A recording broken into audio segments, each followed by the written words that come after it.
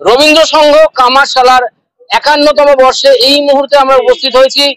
তারা কিন্তু থেমে থাকে না, সারা বছরই তাদের কোনো না কোনো কাজ চলে এবং দুর্গাপুজোতেও কিন্তু তারা বস্ত্র দান করেছে, বেশ কিছু মানুষের হাতে তারা বস্ত্র তুলে দিয়েছে। আর দীপাবলিতেও তারা কিন্তু ছোট ছোট ভাইরা তারা একসাথে হয়ে কিন্তু কালী পুজোটাও করছে। কি বলছে আমরা শুনবো। আমাদের কালী পুজো ৫১ বছর পূর্ণ হলো, মানে অনেক বছর আগে থেকেই এই পুজো শুরু। আর আমরা এই সবাই মিলে এই পুজোটাকে ধরে রেখে দিয়েছি। একদম শুভ শক্তির সূচনা হোক আর অশুভ শক্তি একেবারে নিপাত যাক, যা বল। প্রত্যেক বছরই হয়। তো আমরা দুর্গাপুজো এখানে হয়, কালী পুজো হয়, বস্ত্রদান হয়েছে এখানে। মানে প্রত্যেকটা পুজোই খুব ভালোভাবে আমাদের হয়। সকলের একদম মানে সঠিকভাবে বলতে গেলে প্রত্যেকের এখানে একটা দায়িত্ব আছে এবং প্রত্যেকের কর্তব্য আছে এই পুজোটাকে সম্পন্ন করার। তো এই ধরনের বিষয়ে আজকে আমরা ৫১ বছরে উত্তীর্ণ হয়েছি।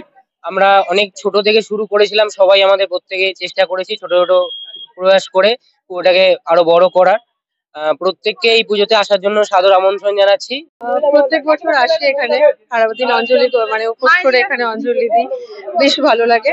ছোট ছেলে তো এখানে, ওর যখন ৫ বছর বয়স তখন থেকেই পুজোর সঙ্গে যুক্ত, এখন তো অনেকটাই বড় হয়ে গেছে। আর তার সাথে আমাকেও থাকতে হয়, তাই সবাই মিলে যখন আমরা জোগাড় টোগাড় করি, আনন্দ করি, খুব ভালো লাগে। বড় হয়েছে, আপনি বড় হননি? হ্যাঁ, আমিও বড় হয়ে গেছি। এটা করি আমরা, আমাদের ছেলেমেয়েরাই করে পুজোটা। আগে আমাদের সব বয়স্করা করতো, এটা এখন বাচ্চারা সব ধরে রেখেছে।